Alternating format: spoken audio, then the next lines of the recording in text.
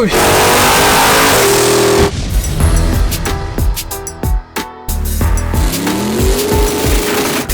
gonna finish things, we're gonna make things fast, and we're gonna have fun.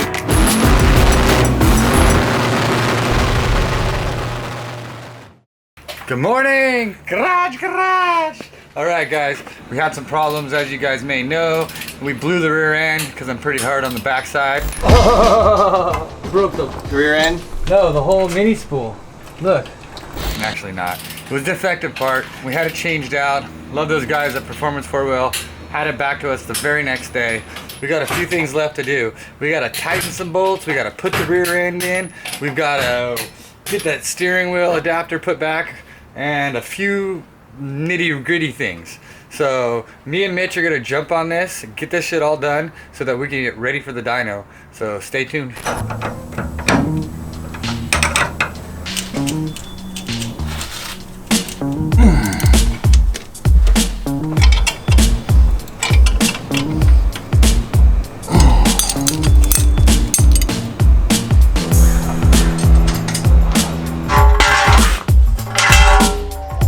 Taking advantage of the energy system situation as it is.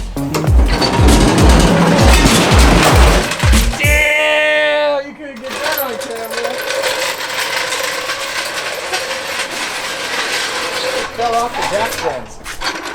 Fell off the jack stands? Because I had them on the back of the leaf springs, because I was trying to preload the leaf springs, which is not a good place to put them. And it literally just fell right off. The leaf springs perches.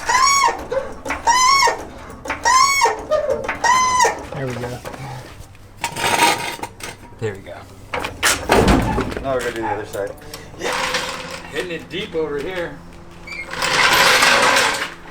That was a test.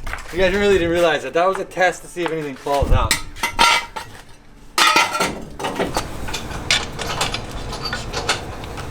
Anything? Wouldn't be the only thing finger tighten on this truck.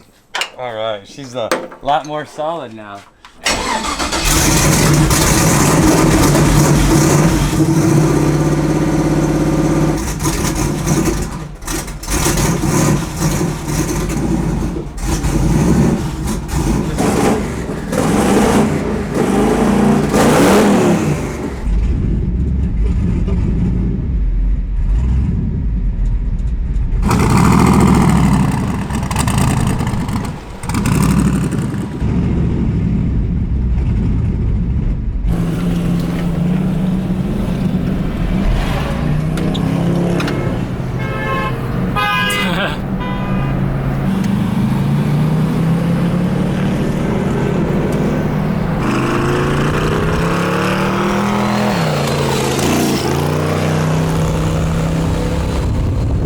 Made it farther than we did Wednesday. Yeah.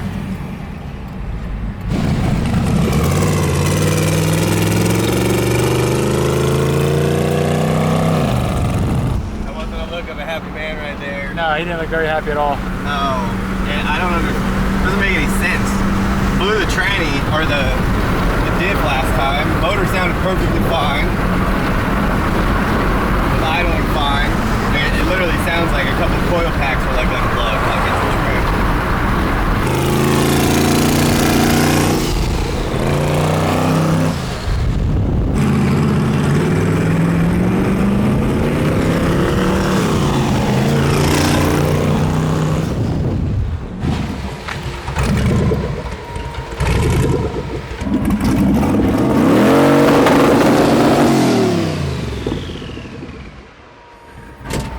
Needs the tune. So right now what's happening is when it goes into boost, it just leans out. So as soon as we get in, because the computer's doesn't know about boost yet. The computer still thinks it's a vacuum. So as soon as it gets into like a boost scenario, then it's just leaning out. So yeah, no, we're ready to go to the dyno. We need to get tuned. We need to wash it and tune it.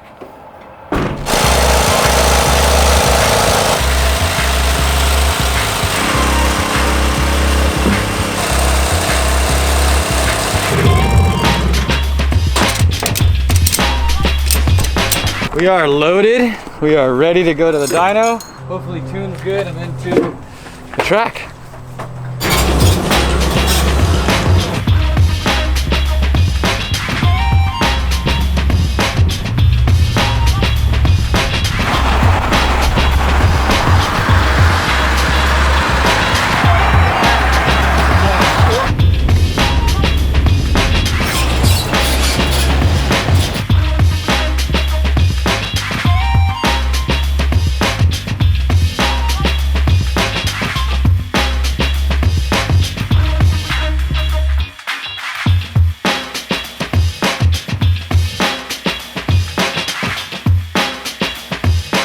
All right, guys, here at Westech, we have Ish downloading a primary tune. It's just basically he's going over, telling the sensors that he knows what they are, map sensor, injectors, TPS, doing all that preliminary stuff, getting his computer linked up to the Holley Terminator, and then he's gonna pull it in and he's gonna start doing some run loads and all that stuff. Only reason my car's fast, the only reason my car's lasted is because of Ish and Eric.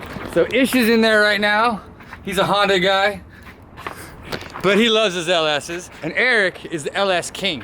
We're here, and because Brad always brings faulty injectors when he comes to Westech, he didn't even want to install them. Because every time I've been here, Ish, we've had to clean our injectors.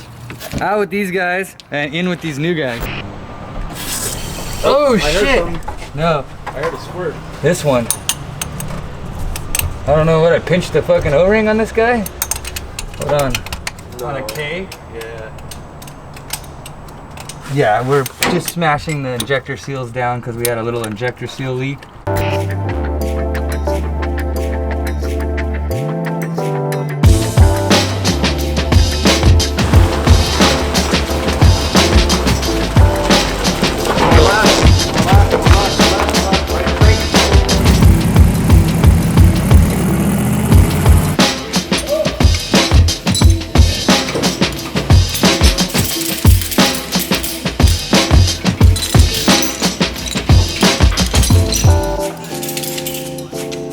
We got our setup. We got our Eric's first dropped his basic tune in.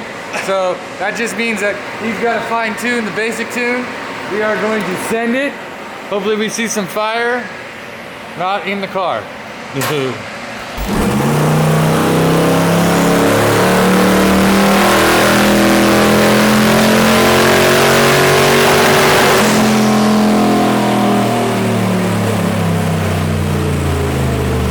So, 419 torque, 365 horsepower, and it's cut it off at 5,600 RPM.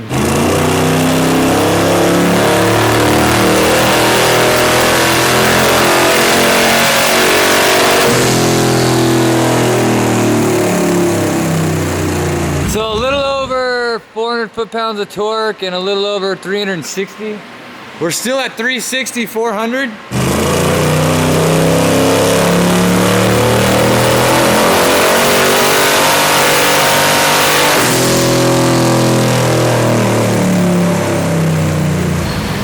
So 454, 464. For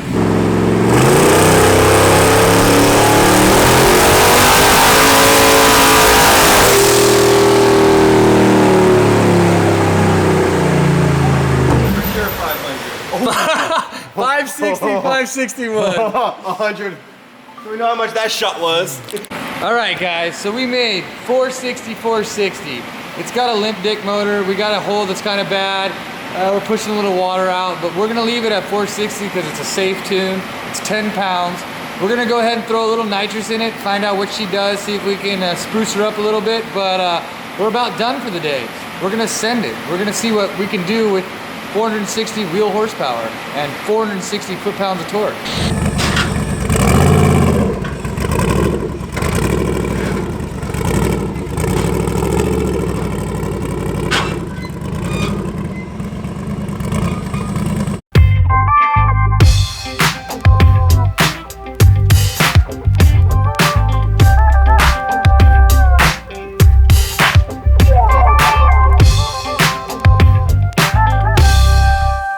Look at this mailbox.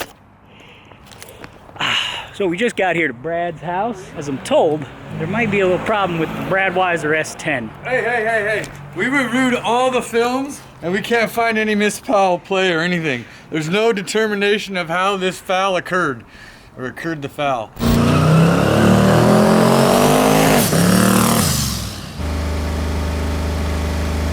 I think it smokes more than me at a Bob Marley fest, you know? It probably smokes more than me on a Friday night in a good party, I'll tell you that. Good God, what's going on with it? So we bring it here and everything was good. We went over the tape measure alignment, we changed the oil, changed the plugs. We knew we had a cylinder that was at 125, but it was just a low cylinder, it didn't cause any problems. Put it back together drove it, you can see on video, drove it, parked it, had lunch waiting for Seth to bring us the dash. We put the dash in it, and in between putting the dash in it and driving it like this to turn around right here and load it up here, and he has that on video too, it just starts smoking. Like literally puff the Magic Dragon. As we parked it, it eventually just got worse and worse and worse. All the oil pressure is good, fuel pressure Oh is good. man, Yeah, that's dude, a it's puffed wet. the Magic Dragon.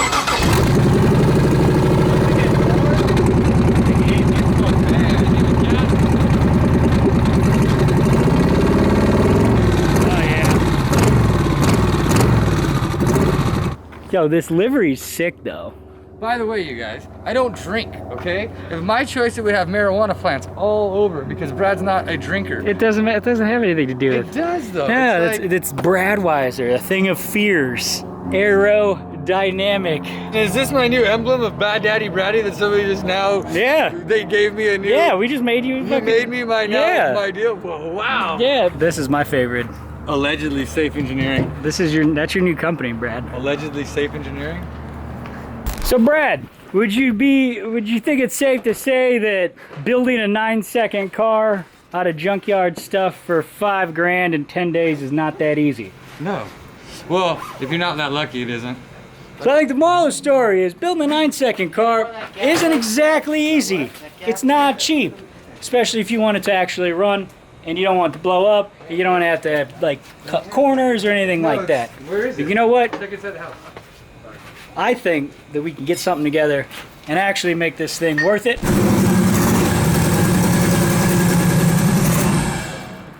Okay, so here's the deal. Obviously, the truck, the build, it's gone a little south, but we still need to raise money for Warriors on Track. So here's what we're gonna do. We're gonna put the old Bradweiser S10 up for sale on eBay. It's gonna be listed, it's gonna be a parts car, obviously, because you know what, number 5 cylinder is way down on compression, probably all of it. But to be perfectly fair, we're gonna set the reserve at a price that we hope you cannot resist. Now, straight out of the gate, you got that all aluminum 5.3. It's got a perfectly working turbo 400 and a freshly built 48.8 out back with a spool. So that's all good stuff.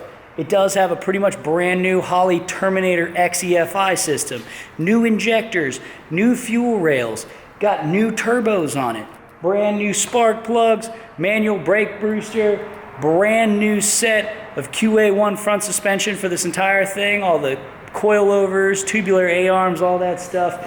You got a set of cheater slicks out back. You got the bigs and littles. You got a fresh Kirky seat. Got this air shifter. You got the Terminator X dash, and you also got the big Holley dash. Got a 20-gallon fuel cell out back and a full nitrous kit with the Holley manifolds, the big Kajunga 90-degree elbow up top, and that dual plane style EFI manifold down low. If you want to get yourself an almost built race car or do some good for charity, click the link below, follow it, give them a bid. Appreciate you guys. That's a wrap! What is your last name? Candia. Well, he'll let him say that. So Ish can have more candy. And you know what? He's a racer. He might be into Hondas. I'm not pointing any fingers. Where is the car?